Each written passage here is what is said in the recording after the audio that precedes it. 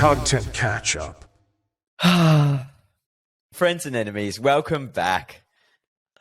I did that as your intro. Big sigh. Episode 2, Season 4. Quick recording turnaround for us, Barks. It's barely been a week, but we're here again. How are you going? How's your week been? My week's been good, Julian. Shout out to Riverside for our episode 1 that got through all clear. So kudos to them for the incredible work they're doing. But no, I'm good, Jules. How you going? We saw you at the Best and Fairest last night. That was good. Yeah, we made it out to the Best and Fairest. Congratulations, Cripper. I'm sure you're listening to this. It was a stunning night. Who would have thought? Who would have guessed that the person that won the Brownlow medal would also go on to win the club's Best and Fairest? But you never know, right? Shocked, stunned. No, going well, Barks. Let's this week, right? This is a big week. This is a big week. So I have a marathon tomorrow, which is probably why we're recording a day early. I did not know this. That's fresh information for everyone. So I am running in my first marathon tomorrow. Bit nervous. Full marathon, yes. Wow. So that's the old 42.2K that'll be coming out of me tomorrow. That's crazy. Hey, are you prepared? I don't know. The more time I think about it, the less I actually think I'm prepared, which worries me. Have you trained? Oh, I've trained. I've run 32 kilometers. So I'm hoping that like the last 10 will just somehow come out of my legs. But we'll wait and see. Good bloody luck. Is all I can say. I started good segue to make this about me, Jules. So good luck with your marathon, but it's the Bark Show here. Part of my rehab this week, as I touched on during the week, is I'm now up to running. So back into the running, and I felt like a kid at basketball training camp with my physio because I was going through the real basic exercises, and it was actually kind of fun. But it's sort of reprogramming your mind, and I sound like that. My body. You sound like. Who's that famous? Brett Kirk's Brett Kirk. Train your mind. We're a unique bunch of individuals here. No, but like you are literally, for all my ACL buddies out there, you're literally retraining your body and mind to run again. So started doing that, Jules, and I felt very unfit during the week, I must say. You did describe the running you were doing to me though, and it was more like short burst stuff. So I don't doubt that like that would have been a lot harder than actually getting into a rhythm and like being able to trot. Because I can't run sprints. Like I have to be running at the same pace. Yeah, you're a very fit man though. And I think you underestimate how fit you are. Because I, as I said, I've used to being pretty fit my whole life, but right now, like I couldn't do the reps that was listed at the physio. Like I had to call it. I'm like, nah, let my body tell me that tell you how you're going into it.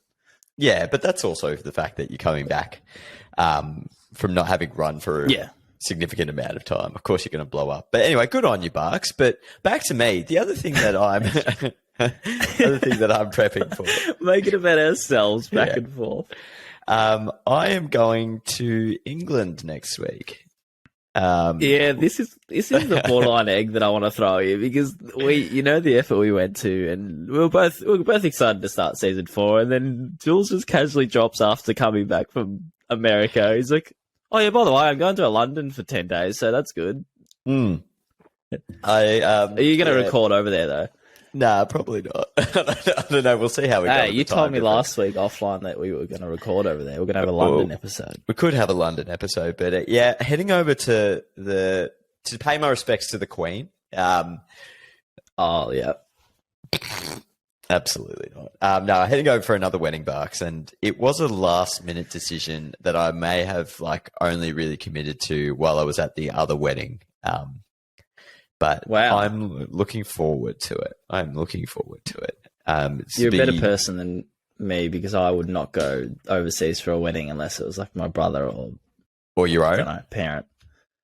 No, because I think it's selfish too. I think it's selfish to have weddings overseas if most of your friends or family are in a different country. That's a separate conversation. You're going to sound like a dick because this guy actually just lives in England, so he's not just like shipping everyone over. No, I was prepared for that. But this is good mate Tom.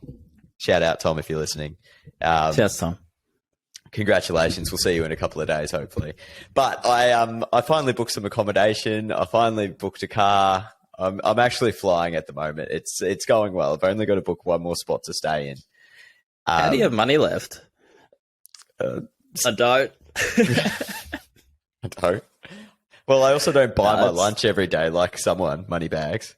No, hang on. I had a bad stretch. But no, I don't do it every day. But that's good, Jules. Way to live up life. Live life. Live, laugh, love.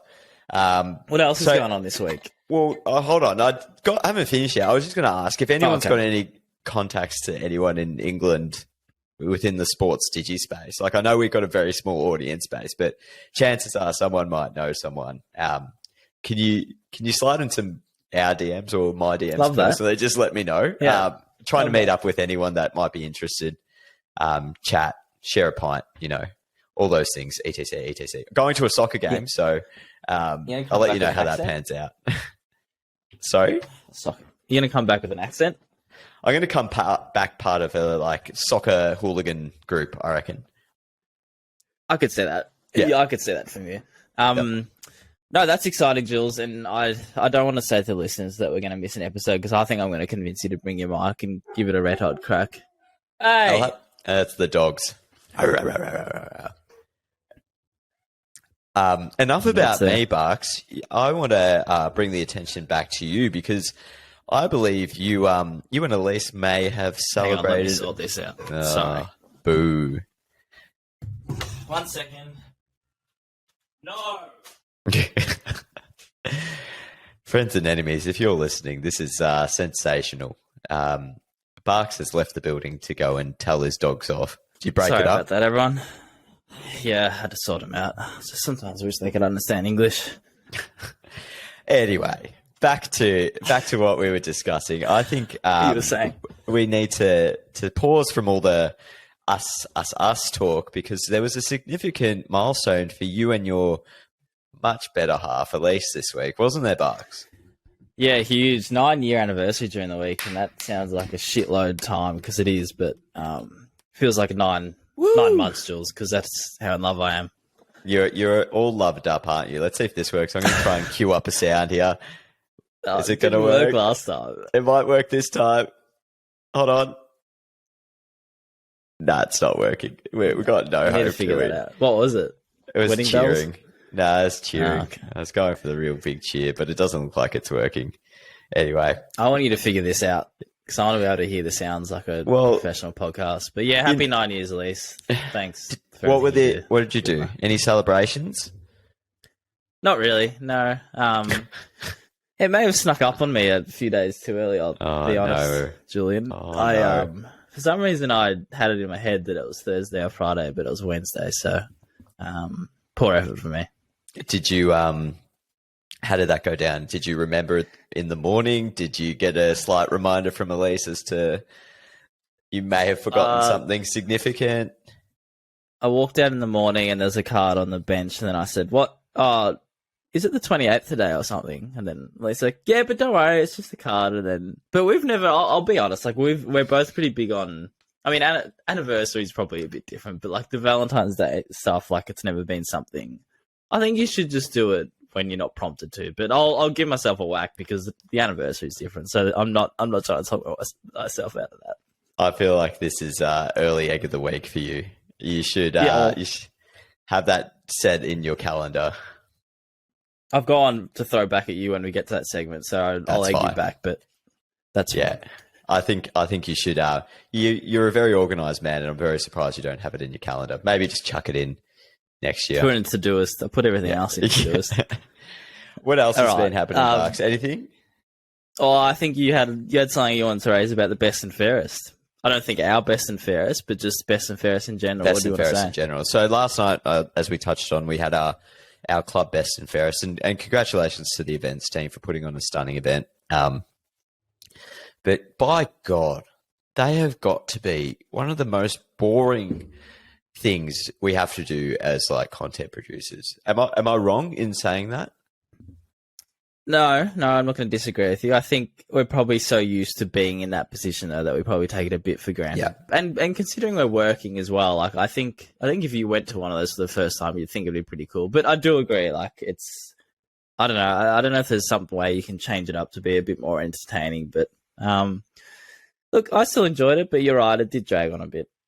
It's just that, like, I get the excitement in the room because it is pretty cool. Like, if you're a fan to be there, and then you really get this up close and personal experience with your favorite players or whatever it might be.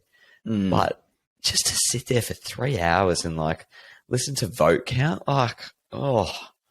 You were complaining often about the amount of breaks too. Oh my God, so many breaks. Like, we don't need 45 minutes for dessert. Like, get that cake out there. Let the people eat it and send them back. Let's wrap this up. Yeah, I agree, but I don't think it's going to change anytime soon because of the mullah probably. Yeah. Well, this is the funny thing. Like, from my understanding, clubs actually don't make that much off best and fairest events. They kind of run at it like a like, I don't know, an equal balance like type thing. Yeah. Fun fact. Yeah, well, I don't know anything about it. I was just assuming, but anyway, it doesn't really matter. As you said, the events team did an incredible job. Incredible job. You know, we're not all negative. No. Anyway, content. That's probably about enough for this week. Let's get into some content. Yeah. Hey, Bugs. Thanks for listening, everyone. Oh, okay. You still want to talk content? Now, this is one that I think I've shared on our Instagram before, but we didn't actually get to talk about it because we were off season, I guess, at the moment. But it is Christian Petracca, or Petracca, however you would like to pronounce it, famous Australian rules football player, one of the best players for the Melbourne Demons, Norm Smith medalist, etc. He has started one of the most wholesome channels for a player I've ever seen. I'm going to bring up some examples. We don't really need sound on this one, so we'll just have a look at this. So Christian Petracca, I think this is brilliant for many reasons, but bio here, professional athlete who likes to cook. Look at this. It is just wall-to-wall cooking, like, and lots of different stuff as well. Like, not just easy shit, not just like, oh, I'm going to make some pasta and put some bloody tomato sauce on it. Like, he's going for the whole, like, kit and caboodle here. Like, wonton soup, apple pie, like, everything. And then there's this really wholesome one where he does it with his nonna, which is the one I think I shared on our Instagram. It is fantastic. Like, this is just brilliant. Like, also, like, his commitment to it. Like, he did it regardless of whether the Demons were winning or losing, whatever it might have been. He just stuck with it. And I think, like, credit to him for just, like, ignoring some of these comments that were down there, being like, oh, why can't you cook up a win or whatever it might be, and just sticking with it, because I just think it's, like, I don't know, I really enjoyed it. I think it's just so wholesome. Yeah, I think it's great. That was actually what you said about his commitment to it, because you know how, like, sometimes athletes pop up and do these random sort of things, but it might just be like a video every 3 to 6 months, and you're sort of just like, yeah, like, I don't mind it, but, like, if it was consistent, I actually think it'd be cool. And I like that he's, like, you can see the amount of videos he pumps out. And I think he actually mentioned this at his Brownlow. Shout out to whoever his partner is, because I'm pretty sure she, like, she films it and edits it. Yeah, that was the other thing. Like, yeah, it's got, like, a lot of attention, because you're right, one of the questions on the Brownlow carpet was, like, who actually films this? And his partner's like, it's me. She was so excited as well. Like, it's clearly something that they might do together. That's, I don't know, man. It's just, like, really nice to see. I think my question on the back of this was just more like, do you think this is, like, sustainable for players or like players from clubs where they're not as successful? Like, do you think you get this grace of, like, oh, I'm in a better team and I can do this, so I can have a bit more of a personality? Such a good point. I just think you've got to push through it. Like, I want to say yes. Like, before you put in the question about the team, like a losing team, I was going to say absolutely. But I just think you've got to push through it, because I have no doubt that this would help his footy. Like, I know it sounds a bit like how would I know, but I just feel like there's such so many examples that we've talked about and seen that when people have something that they do on the side, it can't just be all footy. It can't be all basketball. You got to have that thing that you're interested in, you're passionate on the side. So I think if you can look at it from that angle, there's always going to be those negative fans. But if you can look at it from the angle that even if you're a shit footy team at the moment, this is actually better for that individual athlete. Like, it's probably going to help him. It's going to help the sport and help what the fans actually care about. But unfortunately, I know that nobody thinks that way. Well, isn't it such a funny thing? It's like, why are fans so pissed off when they find out that players do something else than train? Like, what's so stupid about that is because everybody knows they do other things, but the moment you show it off that, hey, look, I cook, it's just like then the negatives comments. But every athlete does these things. Yeah. Like, what, you just think they literally just kick a footy? Yeah, and also the man's got to eat. Like, yeah. Oh, it's ridiculous. I never get over the people out there that think like this. But no, I love it. I think it obviously helps that they're a winning side and they've recently had that success. But I'm actually curious about what the internal conversations would be with your club. Like, do you have a proper sit down and is it a question like, can I do this, or do you just do it then talk to the club? Well, surely it wouldn't have to be a conversation. Like, it's not like I don't know. He's doing it during club hours or anything like that, where he's supposed to be doing something else. Yeah, no, I mean, I agree. I could imagine that it would still be a conversation there. I just think it's the world they're in. Like, if it's going to put some sort of, I don't know, negative, it won't be a negative spotlight, but any sort of spotlight on the club. Anyway, yeah, maybe it's probably, yeah. Not on the run sheet, but follow up question to this. Yep. Do you think there's any players that would have like really, or like any athletes who would have like really weird hobbies that they would start like a TikTok on? No, I don't know off the top of my head. I think that'd be a really interesting thing to look into, though. Like, real niche, not your golfs, not your like LeBron James doing flower arrangement or something like that. Yeah, like something that's just completely against the grain. I think we should. Even if we don't look into it, if things come up, let's raise it again, because I think that'd be really interesting. One to keep an eye out for, and maybe if there's any content producers out there that know of any athletes that have like really weird hobbies, like, hit us up. We want to have a look at that content. I don't think it's not a weird hobby, but like Jeremy Cameron's probably one example of like that. He's just apparently such a farm guy that like he's just real quirky. And I couldn't give you an example of stuff that he's done on his farm, but I think he has a TikTok, or I think he's really into his gaming as well. They're not left of field, but I think he's an example of someone that I could imagine could do anything, really. Yeah, it's so true. Like, real country. Well, I guess like maybe Ed Kerno would have some weird ones. I mean, he's building his house out of rotten wood from Icon Park, but that's another story. Actually, no, he runs a vineyard. Sorry, that's it. I'll cut it there, but that's a cool other one. Oh, yeah. That's pretty cool. No, let's keep an eye out. I think it'll be interesting. I had a quick one this week, Jules. I saw during the week. I know you don't watch a lot of YouTube, do you? You're not really. Not a big YouTube man. No. Are they fighting again? Yeah, I don't know. Dogs will be dogs.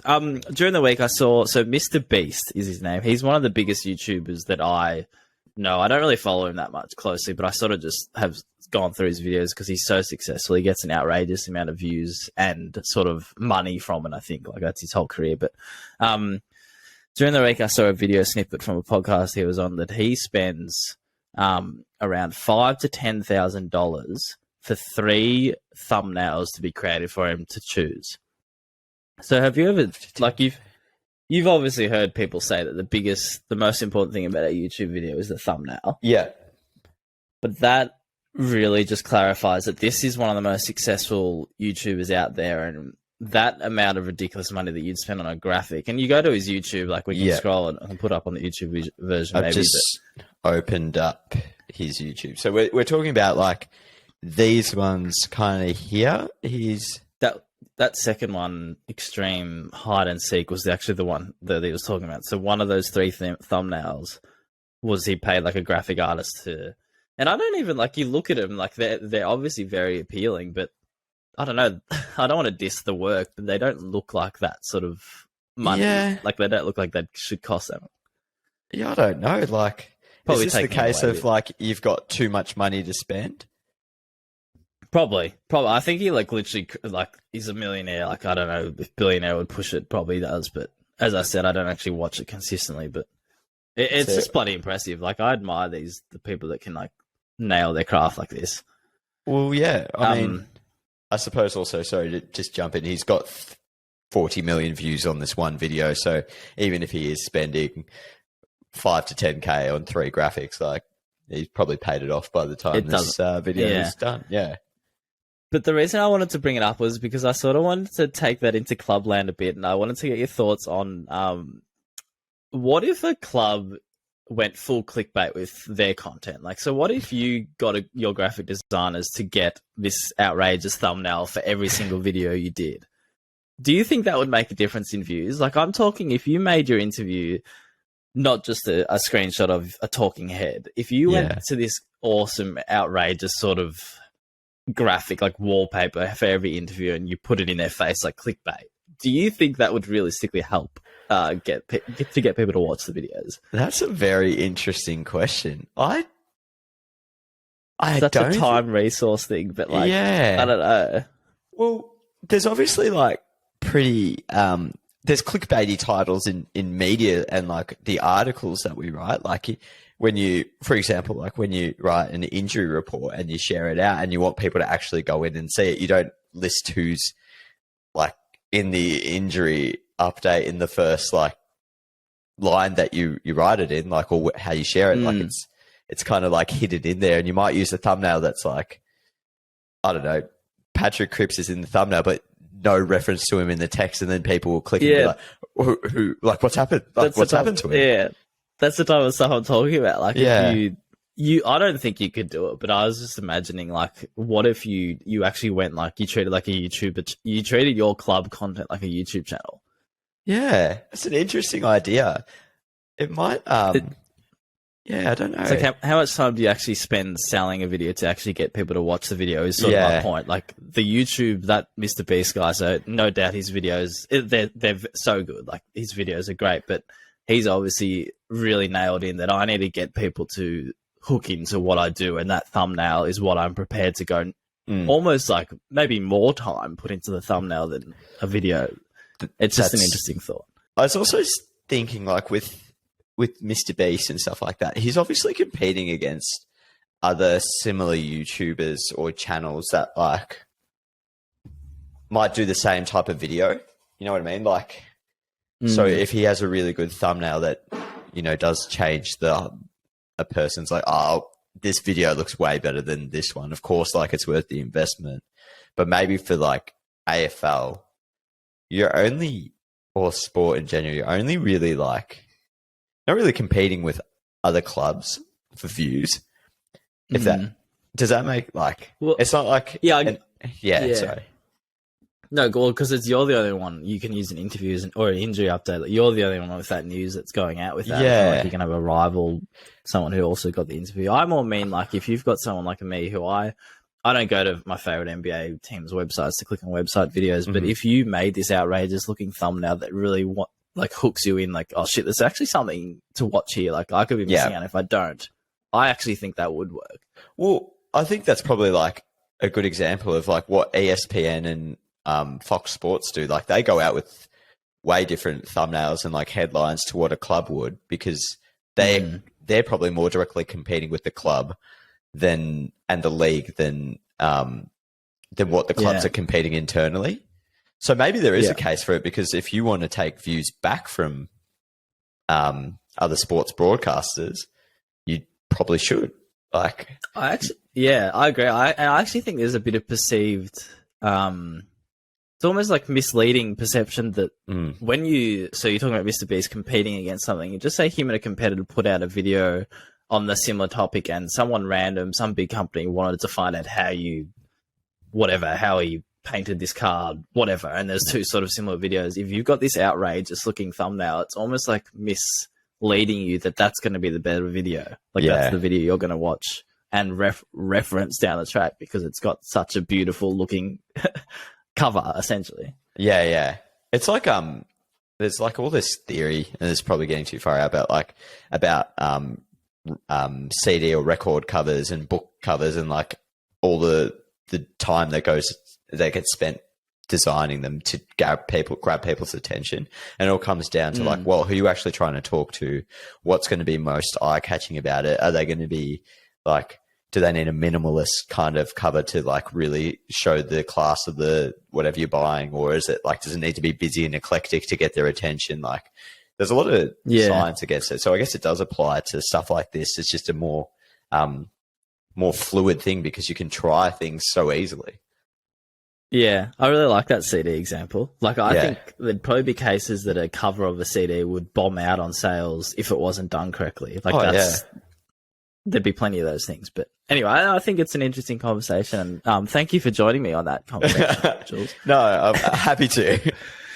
All right. It is a podcast together. It is a podcast thing. Happy to talk about these things. All right, let's try this one more time. I've got it queued up. Barks, you know what time it is? I can't hear. Nah, it's not working again. Fucking Riverside, sort your shit out. Can you imagine if it's just coming up on the recording? I'm just pressing the button non-stop. And you're ruining our... Yeah. Oh, that'd be good. Anyway, it's time for Egg of the Week. Egg of the Week. Do you want me to kick this off? Yeah, I want you to kick this off. I went last week. Fine. I got a quick link in there if the video works, but there's the FIBA... I think the FIBA game, sorry if I got that wrong, but FIBA basketball going on. Australia actually just won bronze as we're recording today. Do we need sound on this one? No sound, no. Just okay, I'll pull it up. Here we go. I'll let you pull it up. It's a press conference happening with one of their teams, and the camera rotates mid-question, and the opponent they just played, two teammates are fighting each other. Oh my god! There's a full bit blown of a scuffle in the press conference with teammates. What's going on? Nothing to dive into there, Jules, but just wanted to flag that egg. This player's reaction is great. It's so stunned. It's like, ah! Because I'd assumed that the team that, like this girl that they're talking to were the winning team and their opponents lost who they're rotating to and they're fighting over it. But that's not my biggest egg this. Okay, here we go. That's not my biggest egg, Jules. Let me put this up on our Instagram and our Twitter, but I want to call you out publicly for basically when we got our 3 mugs made, or 5, I don't know how many mugs you got designed, but limited edition. I'm going to call it limited edition. There's 3 of them. You got one of them, I got one of them. Yeah, AJ got one of them. But I discovered, and I'm going to give a boss in this egg as well. I'm going to boss Beck from the Carlton Footy Club, who's part of the video team, because Beck discovered that in the Carlton College of Sport, that Jules' content catch-up mug was left there, and upon sort of raising this with you, Jules, you said that you hadn't found it, or you'd lost it for months. So I just want to call you out because that really hurts me inside. Like that you've accepted losing this limited edition mug, and by me not even knowing about this shows that you had no care. You were fine with losing it, and I just want to throw it to you to see what you're gonna. All right, here's my explanation for it. Right, so I used that mug like pretty much religiously every day. And one day, after washing it one day, I left it in the kitchen to dry. The next day, I went back to the kitchen and it wasn't there. A couple of days later, it popped back up in the kitchen on the shelf in the kitchen, like where all the other mugs are. I'm just watching your expression and you're locked in. It's good. This is the story. So like it popped back up on the shelf in the kitchen. I'm like, oh, brilliant. Like, my mug's back. Maybe it was just in the dishwasher and I missed it. Whatever. That was the last time I saw it. And that was like 3 months ago, right? So I figured that someone had just taken my mug from the kitchen. And I was upset about it because it's got my bloody face on it. But I also wasn't that concerned because it's got my bloody face on it. So I figured if I saw it, I'd just be like, hey, that's my face. That's my mug. Can I have it back? I just didn't see it. I get you, but I would like you to flip the club on its head. I'd like you to trash it on until you found that, because that's how mad you would have been. That's how passionate you would have been for our merchandise to be stolen to the Carlton Football Club. I just don't know who bloody took it all the way over to Carlton College of Sport. For anyone listening at home, neither. It's like halfway across the other side of the stadium. Yeah. So someone would have had to make an effort to do that. Yeah, let's just shut down the Carlton College of Sport website as payback. It's probably Will Petoulis, who's a bit of an arch nemesis to this show. A bit of a jerk, isn't he, Petoulis? I'm going to return. You got another one. No, one more. Just one more. I want to call out, I'm sick of TV shows. They're getting stupid. They're ridiculous. They're the amount of stupidity that comes from shows these days. And I want to give you a perfect example. I was scrolling Netflix through the week, and there's a new Netflix show called Is It Cake? And it's literally looking at weird objects. Like this one had five sewing machines in front of contestants, and they've got to guess which one is a fucking cake. Give me a break. Nah, love it. What are we watching here? Very good. No, it's not a discussion. Rate that bloody highly. Stupid. Nah, I'd watch that. Better than bloody maths or whatever you watch. Watching that shit. No way. I'm going to return, sir, for an egg. Bucks, we all know you battle with people's names around the office. It's a bit of a running joke. You could do this every week. I could do this absolutely every week, but there were just two in really quick fire succession yesterday. So we were sitting together.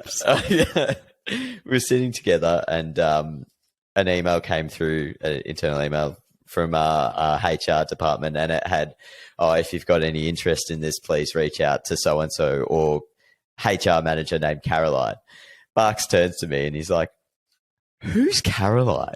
I'm like, are you kidding? Like, she literally is the HR manager at the moment. He's like, I don't take these things in. I just don't know who that is. Anyway, I described who she was, and he eventually got there. Same night, standing at the bar at the after party, and you can correct me because I'm going to get exactly how this happened wrong. But another staff member from downstairs, Dean Duncan, but Bucks sees him standing in the corner, and he's like, "Who's that?"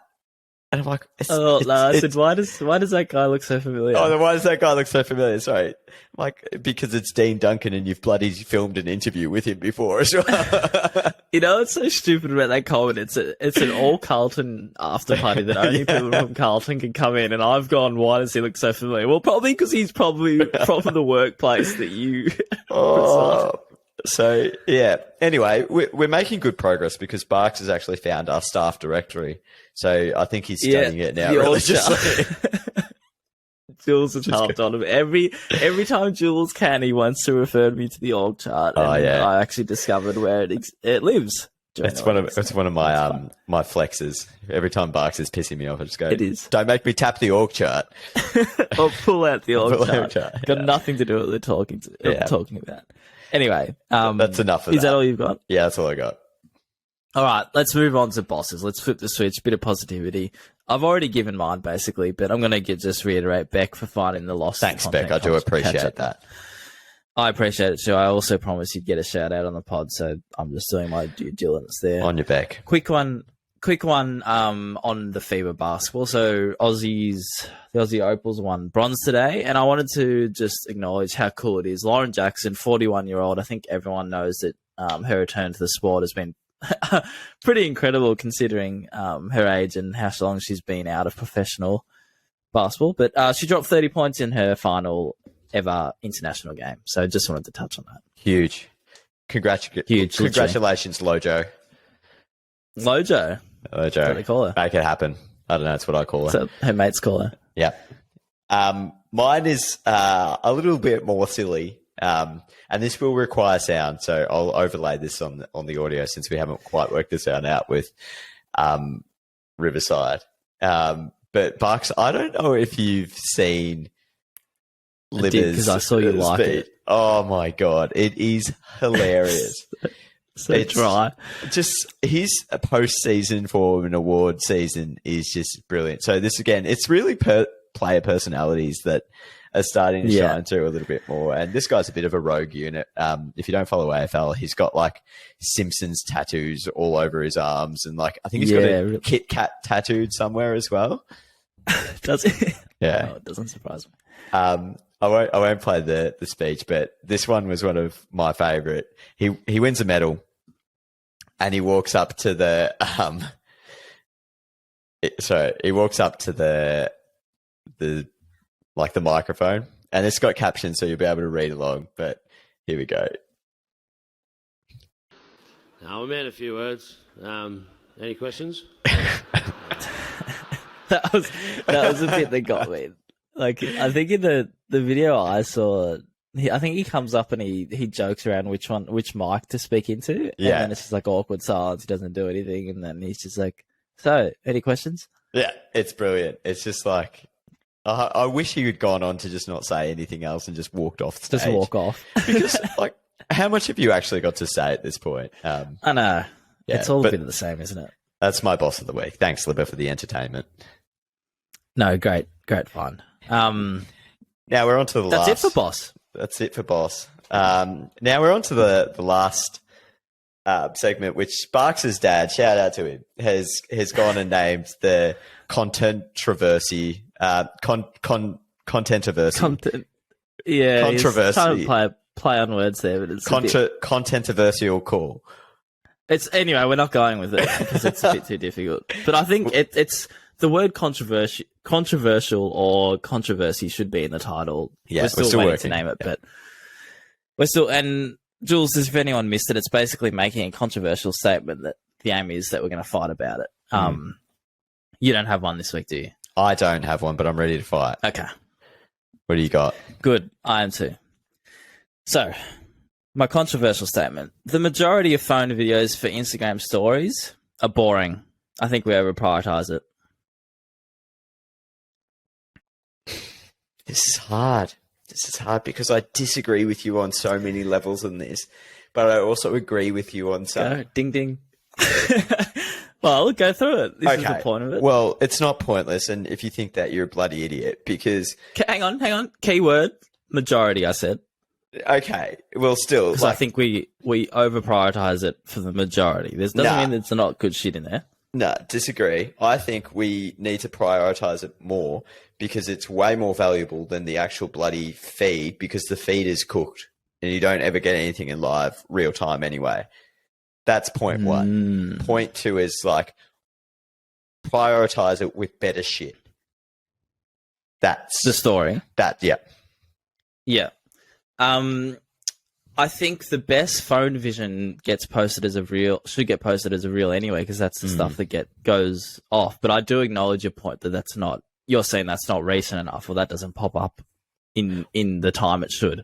Correct. I mean, there's nothing against like creating a reel and then sharing it to your story so people can watch it. But I also find that annoying because like you want to click on it and it just takes you somewhere else. And it's like, I just want to watch this all as it is. Yeah, well, that's why I think it should just be posted as a reel, and the AFL did it perfect job of it on the grand final day, in my perspective. I don't know what their story looked like, but I'm pretty sure it was just reels and posts. Like, you just make it post and live in your feed, as opposed to just let things disappear after a certain amount of time in your story. Yeah, I don't know. I still think stories are better than anything for just quick consumption. I find them more like... Go.